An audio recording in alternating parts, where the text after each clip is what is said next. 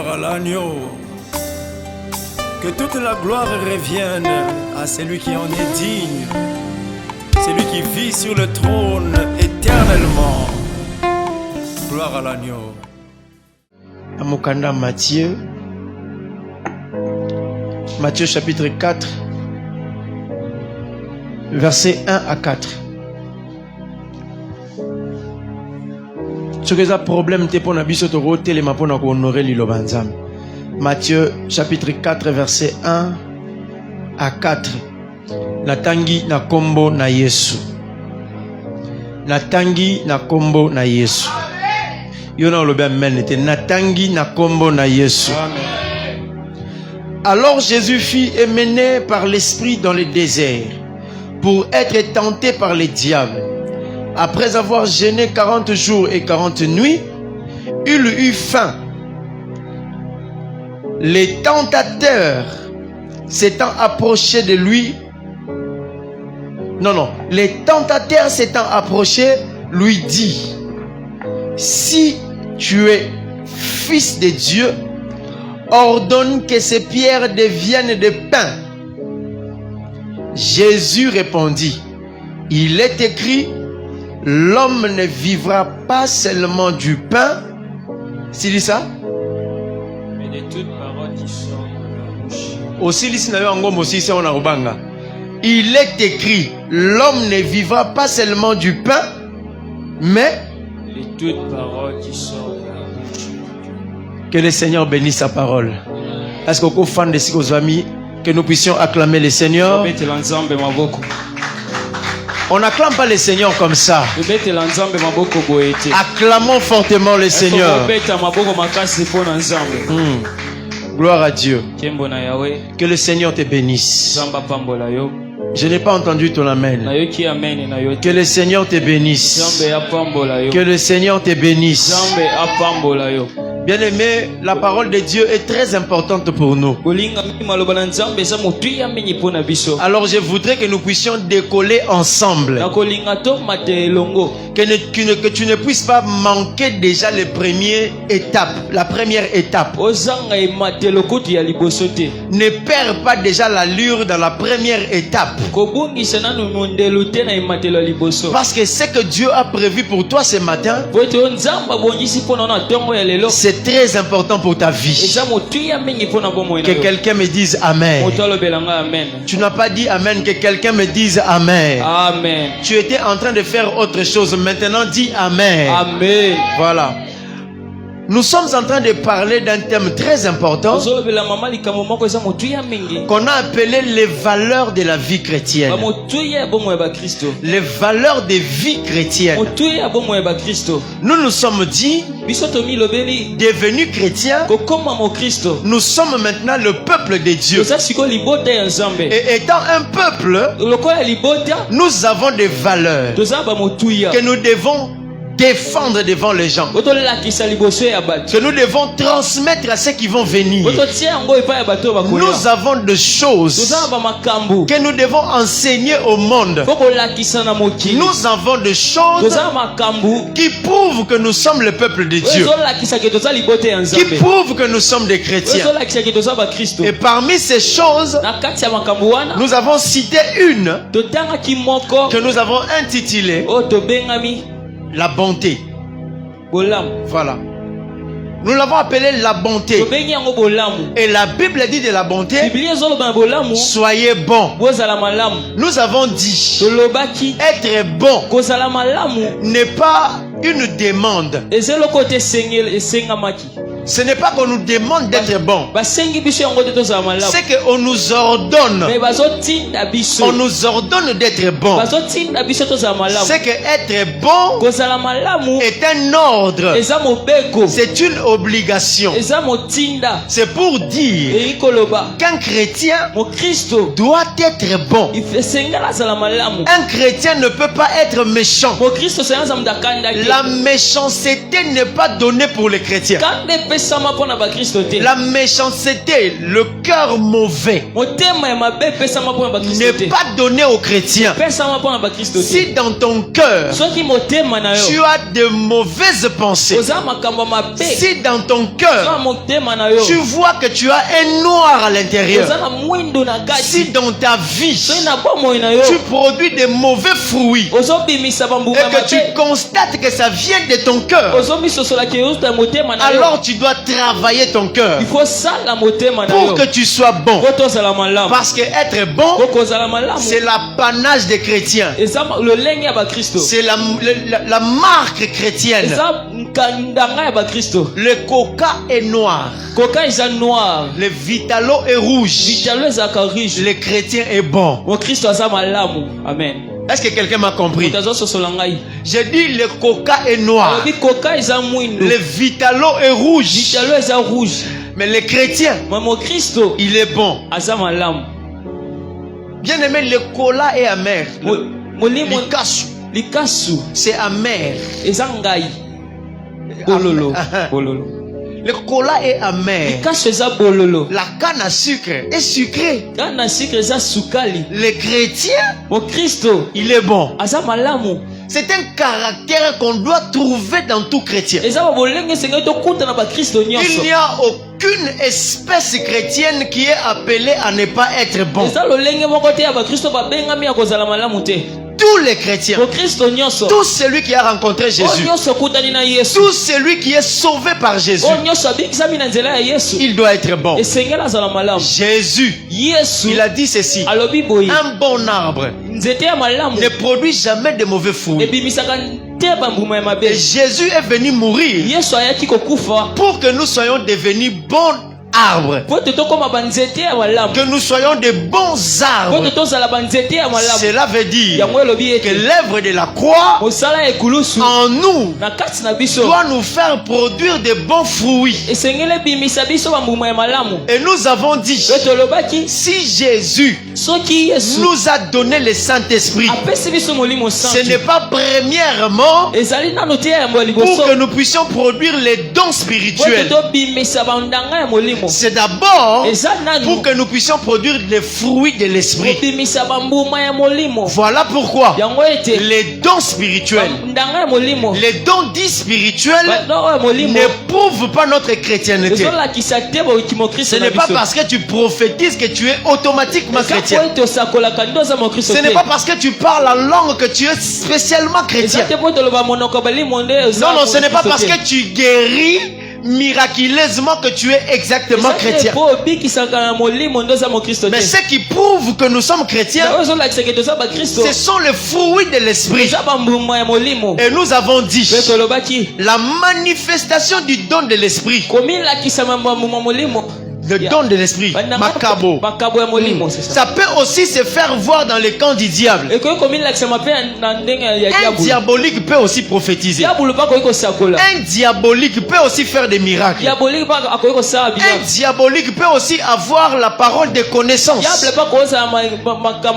diabolique peut aussi avoir une connaissance comme une sagesse. Mais le fruit de l'esprit, chez les diables, il n'y en a pas.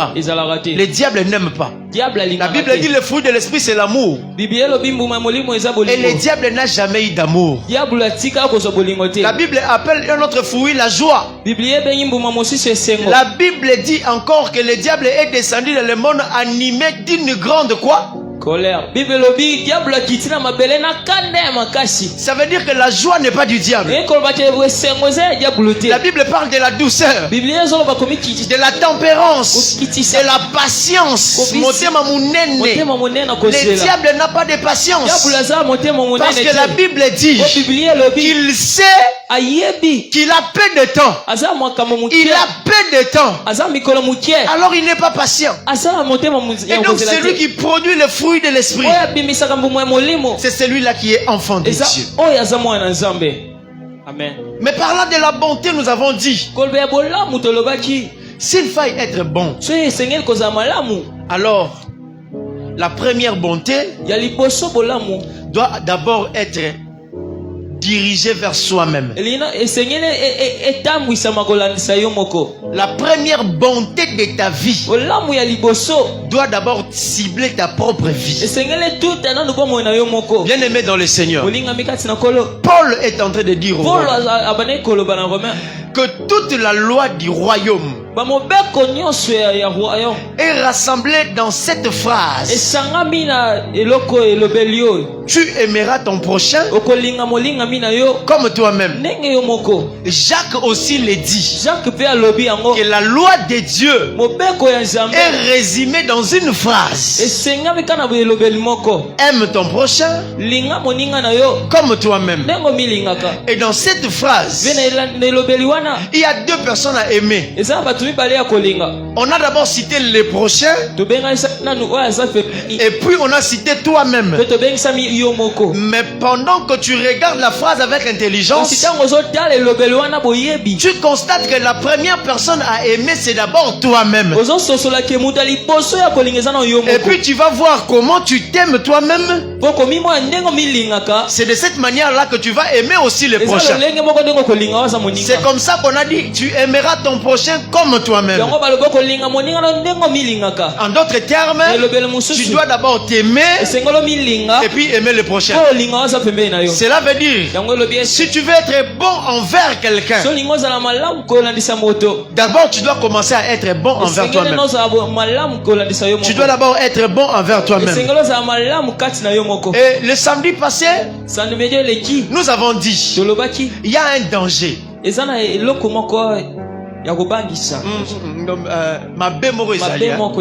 y a un danger dans celui qui ne s'aime pas. Celui qui ne s'aime pas, il est plus dangereux que celui qui ne t'aime pas. Tu peux supporter de vivre avec celui qui ne t'aime pas. Mais attention à celui qui ne s'aime pas lui-même. Parce qu'on avait dit, celui qui ne s'aime pas, il a perdu le goût de sa propre vie. Il n'a plus le goût de sa propre vie. Sa propre vie ne lui plaît plus. Alors par conséquent, toutes les vies qui sont à ses côtés n'auront plus de valeur.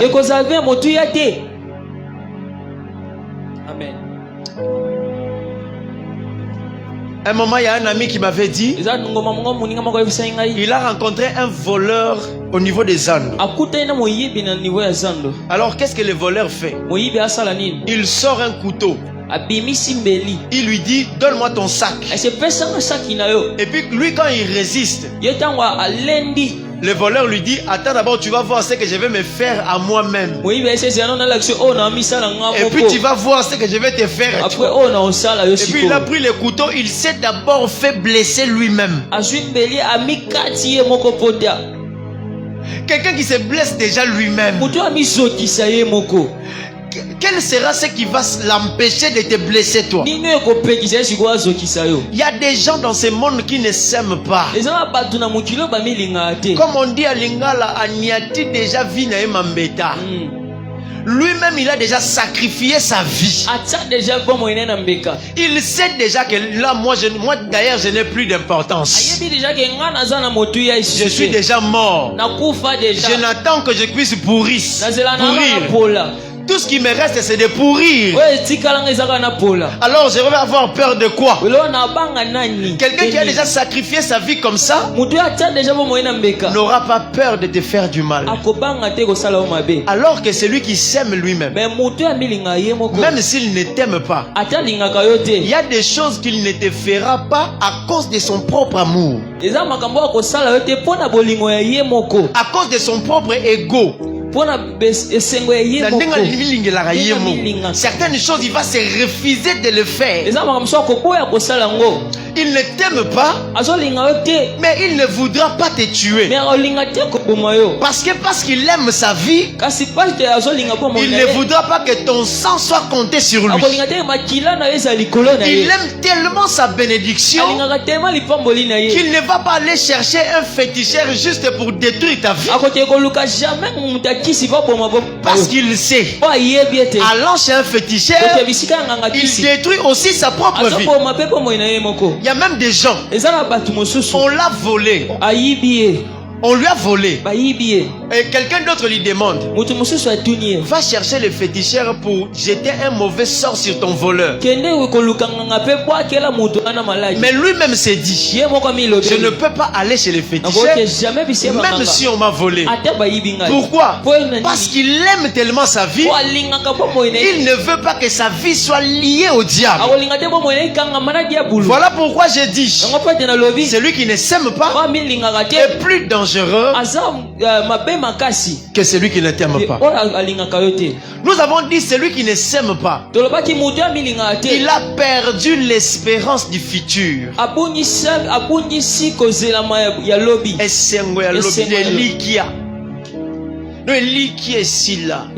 Il y a des gens qui vivent comme ça sans tenir compte de demain. Ils ne s'aiment pas. Vous travaillez ensemble. Lui, dès qu'il prend son salaire, c'est la bière.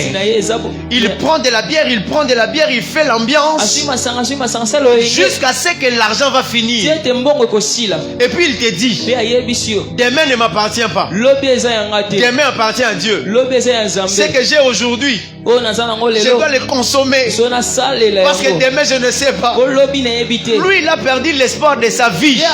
Mais toi au moins tu sais, tu n'as pas qu'aujourd'hui, tu as aussi demain. Voilà pourquoi ta mangue là, ta mangue, ne mange pas les noyaux. Toi ne mange pas les noyaux. Sème ça parce que tu penses à demain. Lui, s'il va manger même les noyaux, qu'il mange son noyau. Mais toi, pense à ton demain, parce que tu as quelque chose à léguer aux autres, parce que tu as une vie après cette vie. Alors tu ne dois pas faire comme lui. Moi j'ai travaillé avec un ami. On avait un salaire de $100.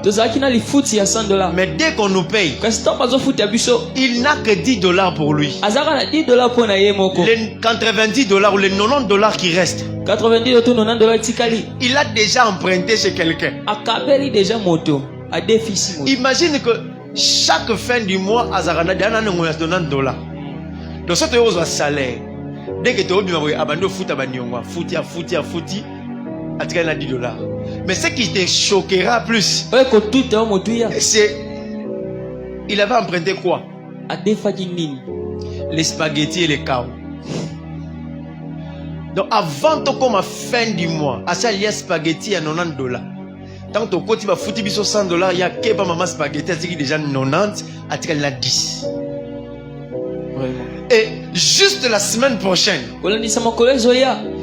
ah ouais, mon frère, il faut te faire un carburant, tu as un transporteur, il faut te faire un carburant, il faut te faire. On venait de nous payer, ça fait même pas quelques minutes. Celui qui ne s'aime pas ne pense pas à son demain. Voilà pourquoi quelqu'un a dit, le chat qui est sage, le chat ne mange pas une souris enceinte. Je ne sais pas si quelqu'un m'a compris. Yes. Un chat qui est sage ne mange pas une souris enceinte. Quelle que soit sa famine, quelle que soit sa famille. Le problème avec toi, c'est que tu t'attaches beaucoup aux chats qui sont moins sages. Voilà pourquoi quand tu as de l'argent, tu ne sais même pas penser à ta dîme. Tu ne sais même pas penser aux vœux que tu as fait pour Dieu. Tu ne sais pas penser à ta famille. Tu ne sais pas penser à aider les autres. Tout ce que tu as en tête, je dois m'enivrer. Je dois manger. Comme les Yombe disent, oh, tozo liande ya biso, ezo tikala ya biso te. Il y a que celui qui n'aime pas sa vie qui pense à ça comme ça. Mais on avait encore dit, celui qui n'aime pas sa vie, il va chercher à prouver que même la joie que les autres ont là, c'est une joie éphémère. C'est comme ça que celui qui n'aime pas sa vie s'engage à combattre la joie des autres.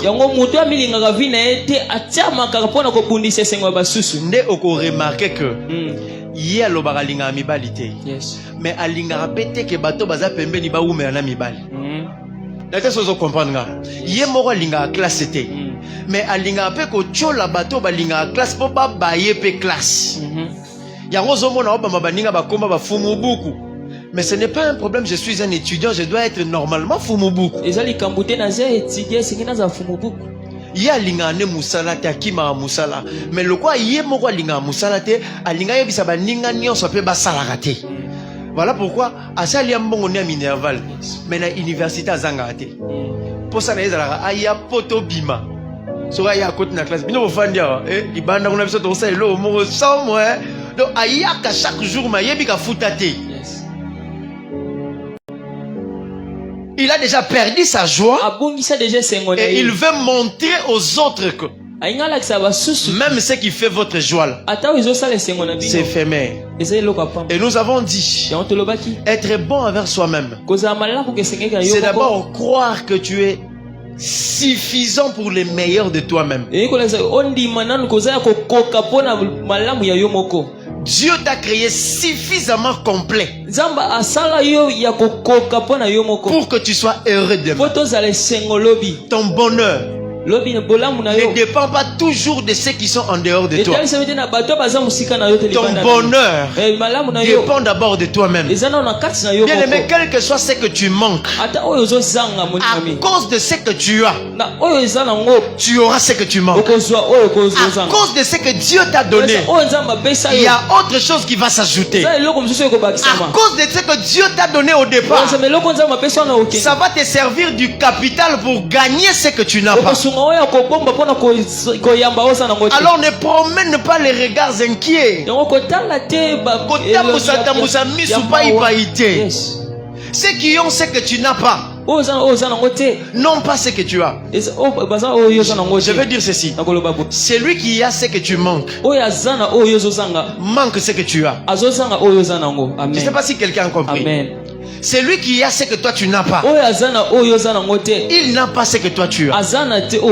Alors, de la même manière que tu as besoin de lui à cause de ce qu'il a, de la même manière il aura besoin de toi à cause de ce que toi tu as. Asala mutute ya kokoka, asala pe mutute ya kozanga nyonso. Moko azana kuanga, moko azana Thompson. Oazana kuanga aruluka muta Thompson, oa Thompson pe aruluka muta kuanga nzamba sala biso bongo poto lukanaka. Tu dois accepter ce que tu es et ce que tu as. Celui qui ne s'aime pas attend la joie dans l'acceptation des autres. Bien aimé, tu n'as pas été créé pour être accepté par tout le monde.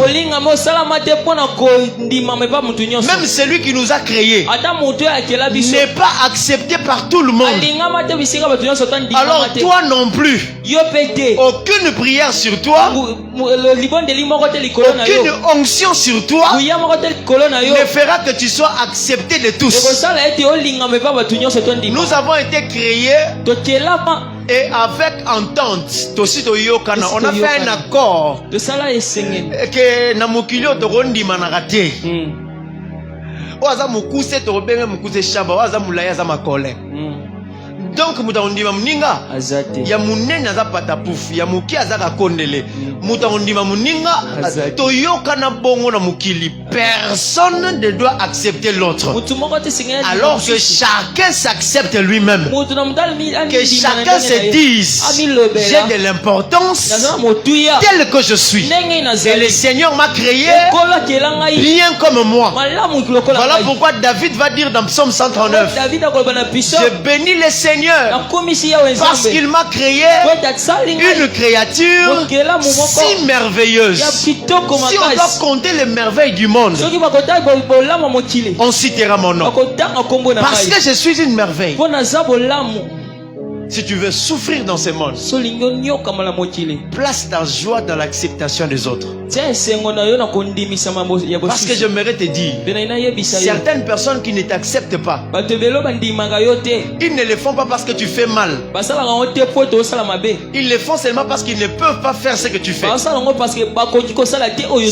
parce qu'ils ne savent pas être ce que tu es. Alors ils s'engagent à montrer aux autres que ce n'est rien.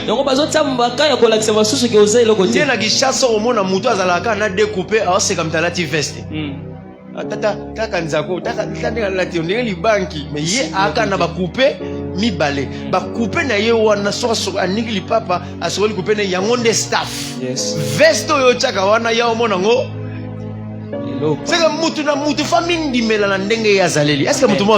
Amen. Dieu t'a créé complet pour ton meilleur. Nous avons dit aussi, si tu t'aimes toi-même, tu dois arrêter de défendre tes imperfections. On peut bien. Tika kondimisaka bato mabe na yo. Soke monani ko sali mabe, ndima ko sali mabe po obongola yango. Soki yo zo kanisake, mutu nyonso ayebisi yo ko sali mabe ezaka mutu alinga kote, o avancer te. Yes. Amen, papa. Soki chaque fois ozaka na raison moko ya ko pousser na loko sali mabe, yeba ke ko avancer te. Amen. L'avancement et le développement commence quand on commence à accepter son propre zéro. Là où tu as échoué, accepte que tu as échoué. Et celui qui vient te dire que tu as échoué, c'est peut-être la voix de Dieu. C'est peut-être la voix de Dieu. C'est peut-être Dieu qui veut te dire, fais encore beaucoup d'efforts. Pierre, tu as nié Jésus. Pierre, tu as nié Jésus. Ce n'est pas bon. Alors accepte que ce n'est pas bon. Parce qu'à cause de cette honte-là que tu as, le Seigneur va te rappeler pour te poser la question si tu l'aimes au même nombre que tu l'as nié là-bas, pour que tu aies une autre force et que tu travailles encore plus. Ce n'est pas tout celui qui te montre ton erreur qui est ton ennemi. Il y a des gens pour qui, pour que tu sois bon pour lui, il faille que tu dises seulement son beau côté. Quand tu parles de lui en bien, c'est que tu l'aimes. Alors que la vérité peut être dans la bouche de celui qui te dit que tu as fait quelque chose de pas bien.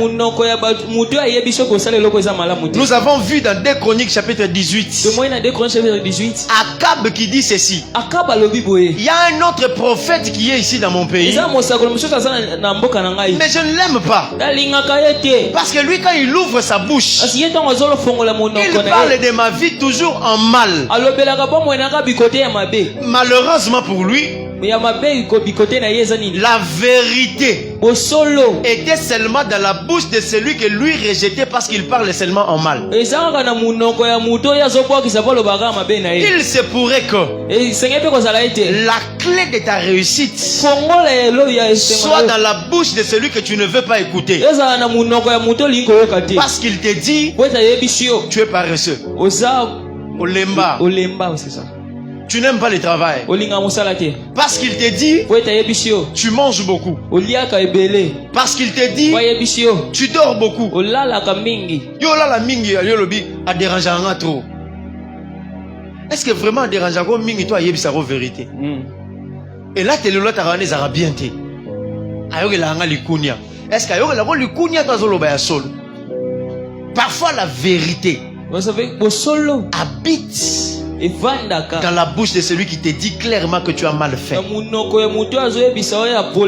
Alors celui qui aime sa vie doit être ouvert à des critiques. Des critiques. Même Jésus lui-même, à un certain moment, il a dit: qu'est-ce qu'on dit de moi? Il voulait savoir au moins qu'est-ce qui sort de leur bouche. Heureusement pour lui, même ceux qui ne l'aiment pas étaient en train de penser de sa vie comme un prophète, comme Élie, comme Jean-Baptiste. Mais si on lui avait dit: on dit de toi que tu es un ivrogne, il allait chercher: qu'est-ce que j'ai fait pour qu'on dise ça de moi? Parfois il faut écouter ce que même les ennemis disent sur toi et vérifier. Et on a dit aussi, si tu t'aimes, tu dois arrêter de te culpabiliser. Ce que tu as fait de mal, le sang de Jésus est disposé pour ça. Une seule goutte du sang de Jésus peut purifier tous les péchés. Alors ne te culpabilise pas. On a aussi dit, celui qui s'aime lui-même trouve toujours un moyen de faire du bien aux autres. Ça, c'était la répétition du samedi passé. Aujourd'hui, en quelques minutes, je voudrais qu'on partage sur le pain. Le pain et la parole de Dieu. La Bible déclare, Jésus, il sortait d'une prière, d'un jeûne de 40 jours. Il était fatigué. Mais la Bible précise que l'Esprit l'a conduit jusqu'au côté du Jourdain avec un objectif. La Bible dit l'Esprit l'a conduit là-bas pour être tenté.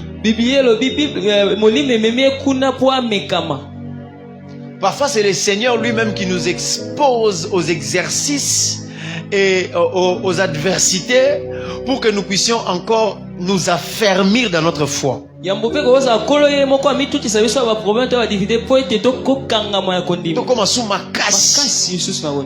foi, ce n'est pas la vie d'un poussin.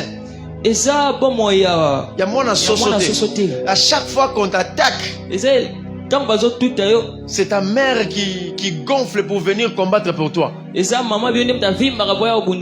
Mais la foi, c'est la vie d'un aiglon. Parfois la maman aigle lui-même te jette dans les hauteurs pour que tu sois encore fort avec tes ailes. Il est possible que Dieu t'expose devant une adversité, devant un combat. Ce n'est pas pour que tu tombes, mais c'est pour que tu sois affermi.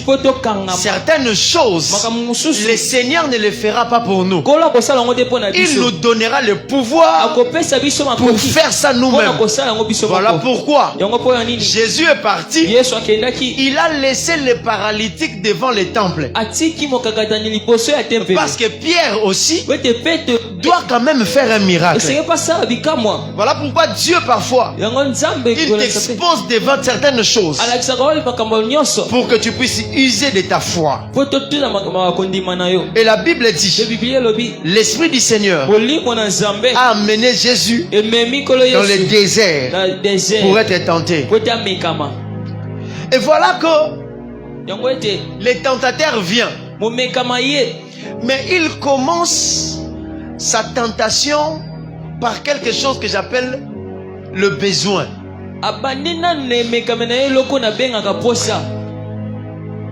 Parce que c'est lui qui s'aime. Ça veut dire qu'il se donne l'amour lui-même. Alors il se cherche des choses pour se garder en vie. Voilà pourquoi je dis souvent, l'ennemi de la vie, ce n'est pas la mort. L'ennemi de la vie, c'est une autre vie.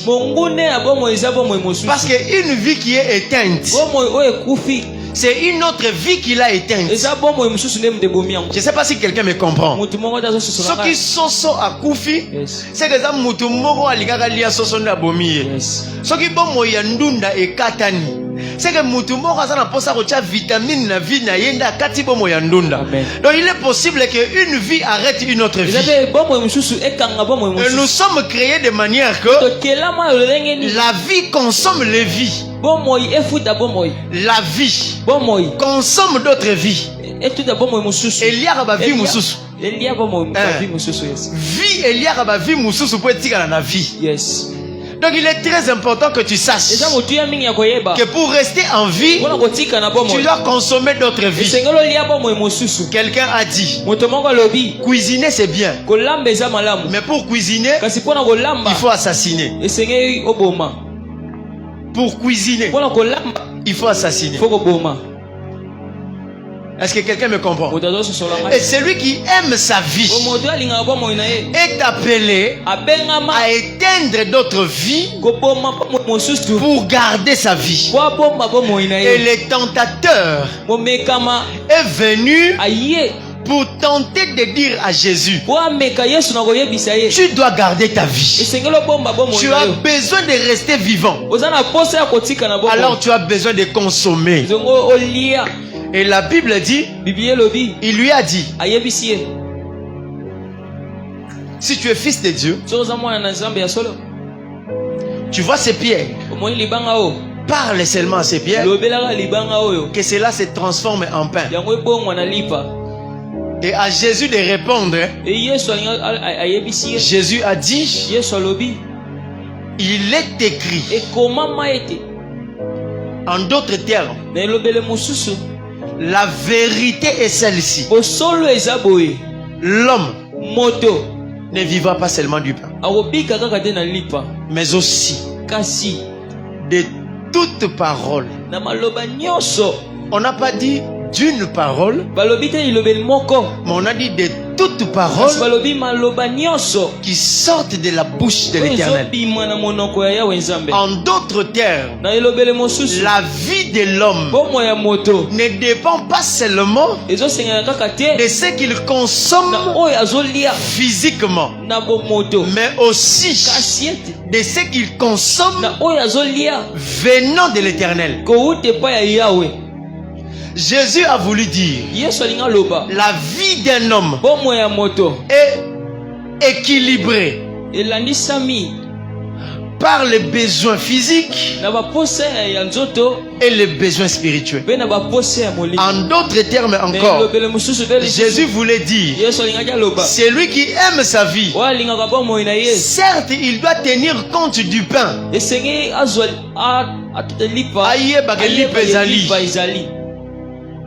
Celui qui aime sa vie ne doit pas négliger le pain. Bien aimé, le pain ne nous envoie pas seulement avoir une boulangerie. Parce que Dieu a parlé du pain. Dieu a parlé du pain déjà avant qu'une boulangerie ne soit créée. La Bible dit ceci dans Genèse chapitre 3. Quand Dieu était en train de maudire l'homme, il a dit à l'homme, c'est par la sueur de ton front que tu mangeras quoi? Que tu mangeras ton pain. Alors que dans les jardins d'Éden, il n'y avait pas un pain physique. Ça veut dire que Dieu parlait du besoin naturel, du besoin humain. Dieu voulait dire ceci: à partir d'aujourd'hui, la satisfaction de tes besoins,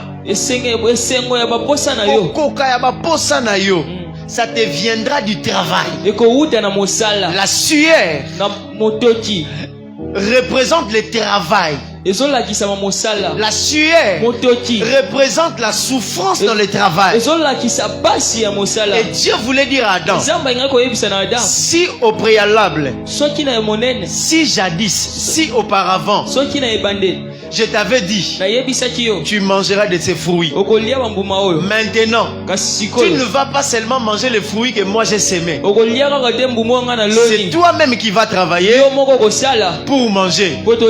Et le pain, moi je le sépare en deux. Je dis le pain pour un homme, c'est la santé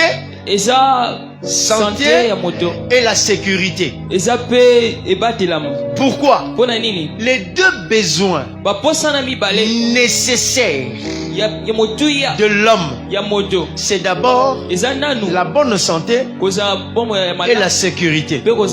Voilà pourquoi l'homme doit manger, il doit boire et il doit se cacher pour sécuriser sa vie. Il doit se soigner pour sécuriser sa vie. Il est très important qu'un homme, quelle que soit son onction, quel que soit son appel, qu'il sache qu'il a besoin du pain. Et comme le pain c'était besoin, le Seigneur le sachant, pour maudire l'homme, pour faire souffrir l'homme, il a ajouté la souffrance dans le pain. Parce qu'il savait que l'homme ne peut pas dispenser le pain. Il ne peut pas passer outre que le pain. L'homme a toujours besoin du pain. Voilà pourquoi Dieu a dit, pour te faire souffrir, je vais ajouter la souffrance dans le pain. Et le besoin est très naturel, au point que la prière ne remplace pas les besoins naturels. J'ai vu un homme de Dieu qui m'a dit, moi dans ma vie, je ne peux pas prendre les médicaments, je ne peux pas aller voir le médecin, parce que j'ai le Seigneur qui est le médecin par excellence.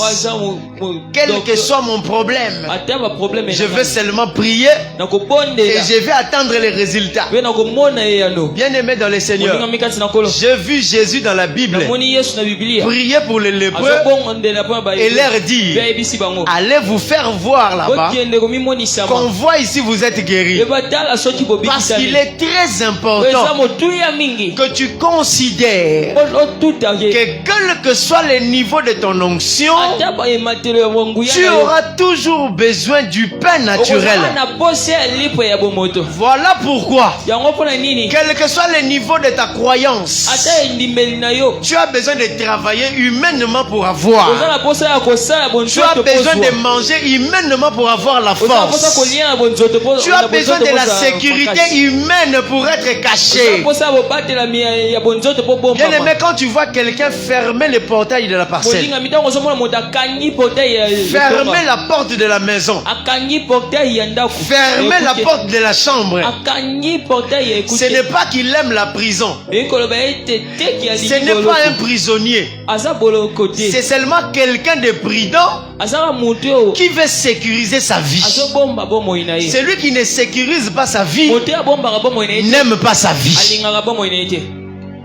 C'est vrai que ce n'est pas biblique de dire mi batela bongo nzamba batela, ce n'est pas biblique, mais c'est sage.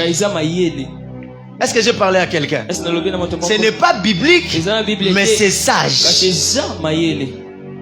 À part si c'est Dieu qui t'envoie, ne t'expose pas au danger. Si ce n'est pas Dieu qui t'a envoyé, ne t'expose pas au danger. Bien aimé, Élie qui a appelé le feu, le feu est descendu et même l'eau a été brûlée par ce feu. Devant Jézabel, il a fui. C'est lui qui n'a pas peur du danger. il ira au cimetière avec sa foi. On va l'enterrer avec sa foi. Nous allons honorer sa foi, mais il ne sera pas là. J'aimerais dire à quelqu'un, Dieu et les diables ont besoin de toi vivant. Je ne sais pas si quelqu'un m'a entendu. Et les seigneurs et les diables, ils ont besoin de toi quand tu es en vie. Rappelle-toi que dans la parabole de Jésus, après la mort, les riches a demandé de devenir évangéliste. C'est une bonne cause. Il a demandé de devenir évangéliste. Mais la réponse d'Abraham était: Moïse est là-bas, les prophètes sont là-bas, il y a d'autres prédicateurs qui sont encore vivants là-bas. C'est eux que Dieu va utiliser pour des frères qui sont restés. Celui qui est mort est mort, même dans sa vie éternelle. Le monde n'aura pas besoin de lui. Dieu a besoin de toi du vivant. Voilà pourquoi, quand tu es malade, traite-toi. Quand tu as faim, mange. Quand il faut que tu boives, bois. Parce que tu as besoin de la force. Même pour prier pour les malades. Même pour chasser les démons. Même pour faire l'œuvre de Dieu. Tu as besoin du pain. Et quand il fera nuit, va te cacher. Quand il fera nuit, va te cacher. Ne va pas chercher les brigands. Ne va pas chercher les assassins. Juste au nom de la foi. J'ai suivi dans un documentaire un pasteur plein de foi qui est allé en jeûne. Après le jeûne, il est venu dire à son église que le Seigneur m'a dit, il m'a donné le pouvoir sur tout ce qui habite la terre. Alors comme exemple, il a pris son église, il a organisé une excursion. Ils sont allés au zoo. Une histoire vraie. Ils sont allés au zoo. Il a demandé au gardien d'entrer dans la cage au lion. Parce que Dieu lui a donné le pouvoir de dompter même les lions. Le gardien a refusé. Lui-même, le pasteur, a proposé l'argent au gardien. Et le gardien a pris l'argent. Il a ouvert la cage. Le pasteur est entré. Il a fermé la cage. Mais pour ne pas détruire son travail, il s'est déplacé comme s'il n'était pas là. Et le pasteur était en train de caresser les lions devant ses fidèles. Devant ses fidèles. Et les lions ne lui ont rien fait. Et les fidèles étaient en train de chanter Alléluia. À un certain moment, le prophète a introduit sa main dans la gueule d'une lionne. Et la lionne était en train de toucher son bras. Elle était en train de mâcher son bras. Mais tout lentement. Et le prophète ne sentait rien. Et pendant que la lionne était en train de toucher, les dents de la lionne étaient en train de toucher la peau du pasteur. Comme par hasard, le pasteur s'est blessé. Et la lionne a senti le goût du sang. C'est là où tout a tourné au calvaire.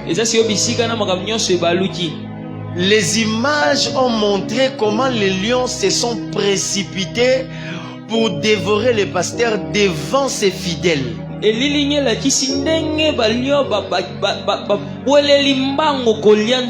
ses propres fidèles étaient en train de prier. Ils étaient en train d'attaquer la colère des lions au nom de Jésus. Malheureusement, le temps d'aller chercher les gardiens pour revenir, il n'y avait plus que le zoo. Ne t'expose pas au danger juste parce que tu crois en Jésus. Jésus aime ta vie. Dieu aime ta vie. Voilà pourquoi la malaria ne t'a pas tué. La typhoïde ne t'a pas tué. La Covid ne t'a pas tué. Et si Dieu t'a protégé, si Dieu s'est donné la peine de te protéger devant toute cette maladie-là, ne sois pas bête d'aller t'exposer aux autres maladies. Ne sois pas bête d'aller t'exposer au boulevard. Là où on est en train de donner des coups de balle. Retire-toi. Tu es chrétien, oui. Mais tu dois être vivant. Parfois, si vous voyez un pasteur avec son micro, marcher avec son micro, partout on l'appelle, il marche avec son micro, ce n'est pas de l'orgueil. Il aime sa vie, il veut protéger sa vie. C'est seulement pour une sécurité. Il faut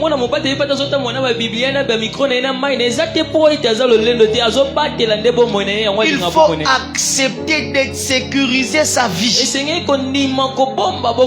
Jésus a dit, l'homme ne vivra pas seulement du pain. Ça veut dire que l'homme vivra du pain,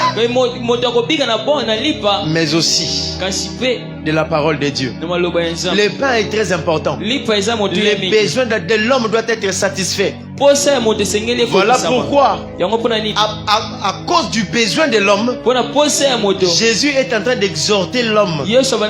Dans Matthieu chapitre 7, verset 7. Matthieu 7, 7. Il a dit quoi? Senga ba opesa yo, beta ba ofongolelo, luka orozwa. Tous ces trois verbes tourne autour du besoin de l'homme. Jésus veut dire, quand tu as besoin, demande à Dieu, il va te donner. Cherche, tu vas trouver. Et même si c'est une porte qui est fermée, frappe, ça va s'ouvrir. Bien aimé, la Bible ne s'arrête pas là. Dans le livre de Philippiens, la Bible dit, ne vous inquiétez de rien, mais en toutes choses, ne pleurez pas. Faites connaître vos besoins à Dieu par des prières. Il est très important que tu aies conscience de tes besoins. La vie est faite de besoins. La vie tient aux satisfactions des besoins. Bien aimé dans le Seigneur, Adam, dans le jardin d'Éden, avec les jardins et avec la présence de Dieu, il avait quand même un besoin.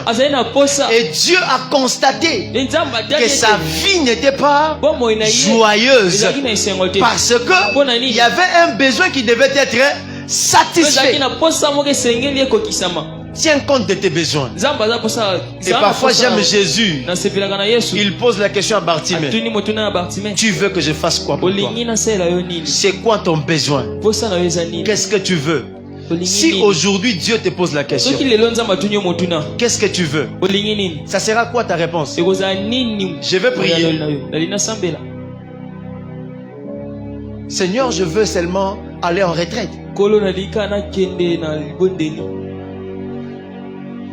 Mais je vais finir par ceci. Jésus a dit, celui qui aime sa vie, il doit considérer le pain.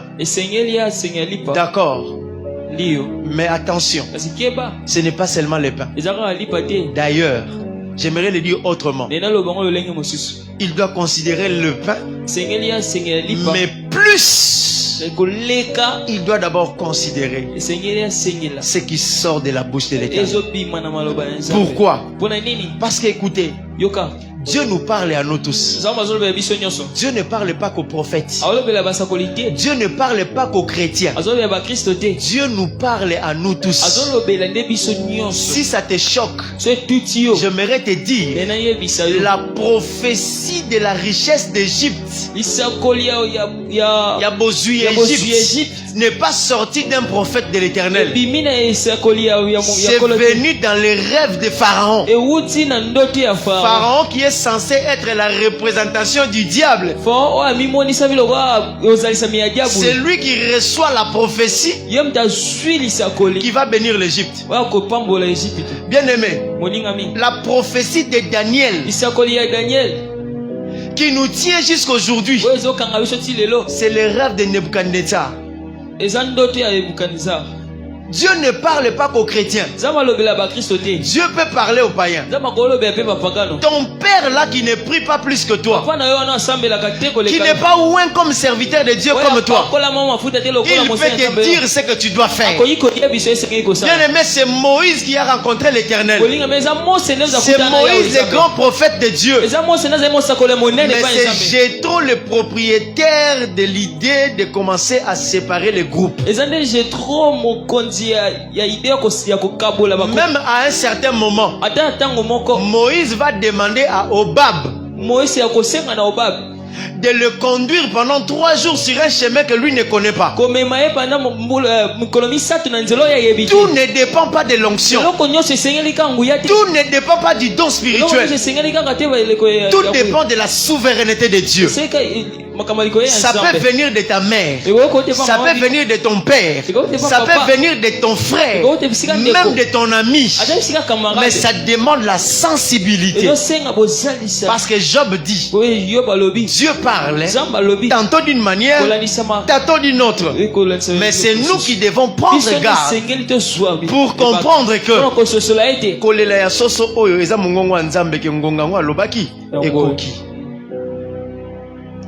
c'est nous qui devons comprendre que Punda Oyo a telemi boya bando lobeza pambate. Eza pa moni loko nga prophète Balaam na monité.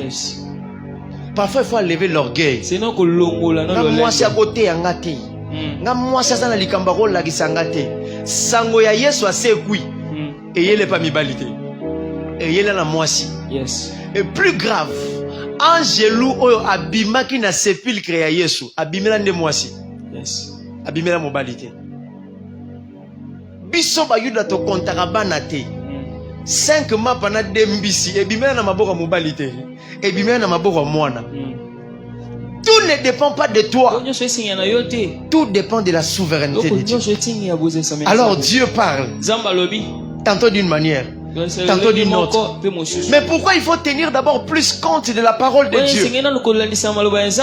Parce que premièrement, la parole de Dieu te donne le pain qu'il faut. C'est la parole de Dieu qui te donne ce qu'il faut pour ta vie. Le livre de 1 Roi chapitre 17 nous montre comment la parole de Dieu est en train de guider Élie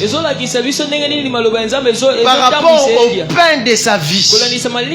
D'abord il mange au torrent, après il doit aller chez la veuve.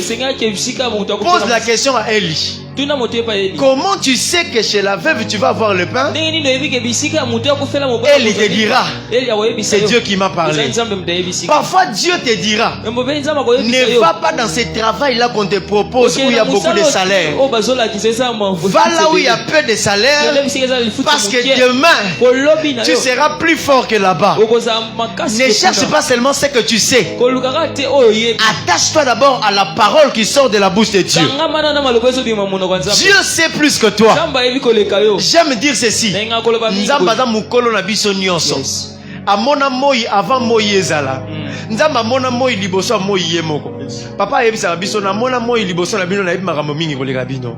Mais nzambe siko amona moi avant même moi emi mona yango moko. Parce que tango moi ebimaki nzambe ne mutabenga yango mona na. C'est que nzamba yebi moi koleka moi. Et donc aza mutu yoko toute la tolo teke ngana yebi. Si Dieu te dit fais ça, fais ce qu'il te dit. Tu es sorti de l'Égypte parce que l'Égypte est le signe d'une prison. Parce que l'Égypte est un signe de l'habitation du diable. Voilà pourquoi tous les jours on te prêchera: sors de l'Égypte, sors de l'Égypte. Mais le jour où l'ange de l'Éternel va rencontrer Joseph, parce que Jésus est en danger, il dira à Joseph: va où? En Égypte. Toi, comme tu es Joseph, ne dis pas à l'ange de l'Éternel: non, non, non, non. L'Égypte, c'est là où nous devons sortir. L'Égypte, c'est là où Dieu nous a pris pour nous faire sortir. Moi, je ne peux pas aller en Égypte. Bien-aimé, quitte le niveau de ton intelligence. Attache-toi à la parole de Dieu.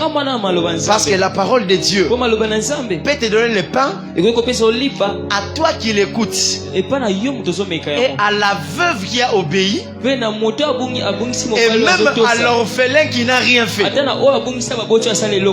Elle y a vécu. Parce qu'il a obéi à la parole de Dieu. La veuve a vécu parce qu'elle était sensible à la parole sortant de la bouche de l'homme de Dieu. Et l'orphelin a vécu juste parce qu'il a accepté de subir la pauvreté et la richesse de sa mère. Crois au pain. Crois plus à la parole de Dieu. Mais deuxièmement, pour finir, la parole de Dieu te donne les secrets. Est-ce que tu peux dire après moi les secrets? Bien aimé, la vie tient au secret. Jérémie 33:3. La Bible dit: invoque-moi, je te répondrai et je te montrerai des choses cachées. Ça veut dire je te montrerai des secrets. Parce que ceux qui sont élevés ne sont pas différents de toi, mon frère. Tout ce qu'ils ont, c'est un secret que tu n'as pas. Voilà pourquoi, pour que tu apprennes à être riche na koteka nguba, tu dois demander na maman abanda koteka nguba avant yo osalaka ndenge nini po koya te. Il y a toujours un secret pour une nouvelle dimension. Et Dieu, dans sa parole, il a les secrets. Bien aimé, j'aimerais dire quelques secrets ici. Les secrets de la multiplication de la postérité d'Abraham. Libota et Abraham. Il faut pas aller belé.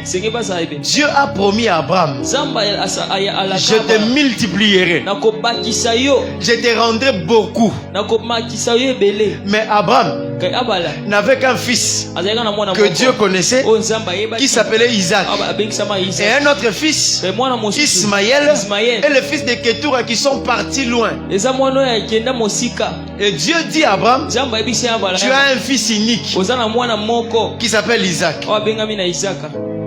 Mais comment je vais me multiplier? Alors Isaac va recevoir comme femme Rebecca. Et les secrets de la multiplication de la postérité d'Abraham sera donné à Rebecca. Parce que Rebecca saura que dans mon ventre il n'y a pas que deux enfants, il y a deux nations qui se battent. Et pour que Abraham devienne grand, la nation qui doit être bénie plus que l'autre, c'est la nation du petit frère. Le papa Isaac, il compte deux enfants, mais Rebecca a le secret qu'il y a deux nations dans ma maison, et la nation qui doit être bénie, c'est la nation appelée Jacob. Bien aimé dans le Seigneur, la mission de Rebecca peut être compris comme un complot. Ça peut être vu comme si c'était du vol, mais c'était une mission vitale pour la vie éternelle. Si Jésus doit être appeler le lion de la tribu de Juda. C'est que Juda doit sortir de la famille bénie. Et cette famille bénie, c'est la famille de Jacob. Si seulement Rebecca pouvait dire que je n'entrerai pas dans ces choses, qu'on bénisse Esaü, je ne sais pas qu'est-ce qui allait se suivre. Mais parce que Rebecca avait le secret de la succession d'Abraham, il a déjoué les choses. Elle a usé de son intelligence. Elle a usé de ses capacités pour préparer la brebis de la maison avec le goût de la brebis de la forêt. Ça veut dire que Rebecca a pris un bouc de la maison. Il l'a préparé. Mais bouc yandaku abimisi solwani mazamba. Ce petit secret-là était dans Rebecca. C'est seulement comme un petit jeu. Mais c'est toute la vie de la Bible qui dépend de ces jeux. Et à cause de ces secrets, on est béni jusqu'aujourd'hui. Mais on pose la question à Rebecca. Où est-ce que tu as eu ces secrets? Rebecca a dit, mon mari a prié pour que je tombe enceinte. Mais moi j'ai consulté l'Éternel pour connaître ses secrets. Bien-aimé, de la bouche de l'Éternel, il y a un secret pour ta vie. Tu sais chanter, mais il y a eu un secret pour ton élévation. Tu es intelligent à l'école, mais il y a un secret pour ta promotion. Cherche le pain, mais ne néglige pas la bouche de l'Éternel. Les secrets de la bénédiction de Joseph, d'où les tient-il? C'est parce que quand Pharaon a présenté son rêve, tous ceux qui ne connaissaient pas l'Éternel voulaient user de leur intelligence. Ils n'ont pas eu l'interprétation. Mais Joseph est allé consulter l'Éternel. De la bouche de l'Éternel est sorti le petit secret qui a fait de Joseph le premier ministre. J'aimerais dire à quelqu'un, un modèle sortira de la bouche de l'Éternel et tu seras le plus grand couturier. Quelque chose sortira de la bouche de l'Éternel et tu seras le plus grand mécanicien. Tu seras le plus grand médecin. Tu seras le plus grand avocat. Tu seras plus grand de ceux qui t'accompagnent. Parce que tu auras un secret venu de Dieu. Pierre était appelé comme les autres disciples. Mais un jour, nous avons vu Jésus lui dire, à partir d'aujourd'hui, tu n'es plus Simon, tu seras Pierre. Et c'est sur toi que je bâtirai mon église. Et entre tes mains, je te donne les clés. On pose la question à Jésus, pourquoi tu fais ce privilège à Pierre? C'est parce que lui aussi a répondu. Quand tout le monde ne pouvait pas répondre, mais on tourne vers Pierre. On lui pose la question, comment tu as pu répondre à cette question? Lui-même Pierre dit, je ne sais pas. C'est Jésus qui nous dit, cette réponse ne vient pas de l'intelligence, ça ne vient pas de la chair, ça ne vient pas du sang, ça vient du ciel. Que le ciel te donne une réponse qui te rendra grand sur la terre et grand dans le ciel. Que le ciel te donne une réponse qui fera que le grand s'agenouille devant toi. Que le ciel te donne une réponse. Bien-aimé dans le Seigneur, j'aimerais que c'est à ce midi que nous puissions prier pendant quelques minutes. Nous allons demander à Dieu que cette semaine, Dieu nous donne une réponse. Au travail, à l'école, dans la famille, une réponse qui va apaiser les tempêtes de la famille. J'ai vu une famille se tourmenter au point que leur enfant a rencontré Dieu. Dieu lui a dit, ne crains pas, tu es vaillant héros, c'est toi qui vas délivrer Israël. L'enfant va répondre ceci: je ne saurais pas délivrer Israël parce que ma famille est pauvre, ma famille est en train de souffrir. En d'autres termes, Gédéon était en train de dire à Dieu, si tu veux te servir de moi pour que je sois à l'aise dans ta mission, d'abord ma famille doit être délivrée. Alors pendant que toute la famille ne savait pas pourquoi nous souffrons, le secret de la délivrance de la famille a été donné à Gédéon, qui s'était présenté comme le plus petit de la famille. C'est lui qui saura que si nous souffrons, c'est à cause de la statue qui est dans la chambre de papa. C'est à cause de la colonne de cette déesse qui est dans la chambre de papa. Et le jour où Gédéon vient avec le marteau, il fait tomber l'autel, il renverse la statue. Les grands frères et les autres se fâchent et ils disent, pourquoi tu peux faire ça? Le papa qui était sensible, il a dit, mais si pas les dieux, qu'il combatte pour lui-même. Sinon en tout cas, qu'on donne la chance à Gédéon.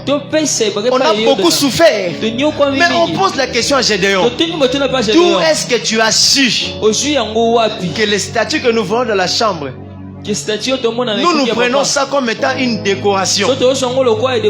Pour nous, ça fait la beauté de la chambre de papa. Mais comment toi tu as su que notre pauvreté vient d'ici? À Gédéon de répondre, c'est sorti de la bouche de l'Éternel.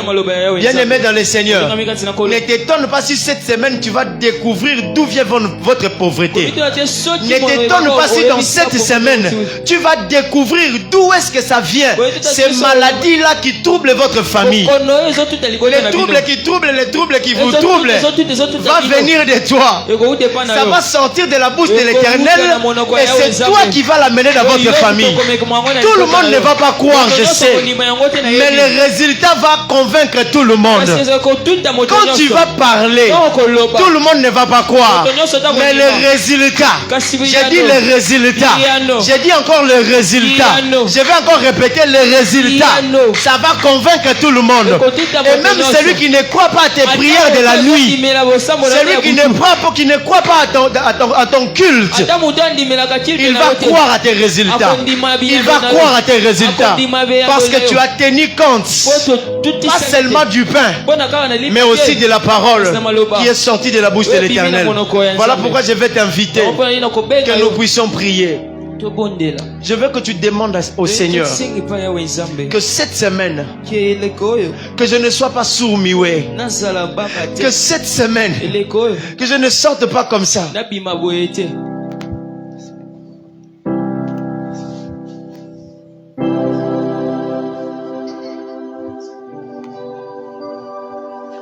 Que cette semaine, que tu ne sortes pas comme ça. Que le Seigneur te dise quelque chose. Il y a quelque chose de nouveau qui doit commencer dans votre famille. Ces secrets-là doivent venir. C'est toi le canal de la délivrance de ta famille. C'est toi le canal qui va donner une autre dimension dans ta famille. Alors tu dois écouter quelque chose venant de Dieu. Tu dois écouter quelque chose venant de Dieu. Tu dois dépendre de la parole de Dieu. Qu'est-ce que Dieu te dit?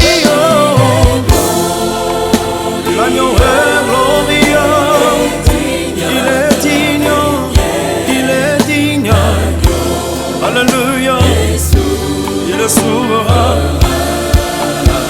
nous élève.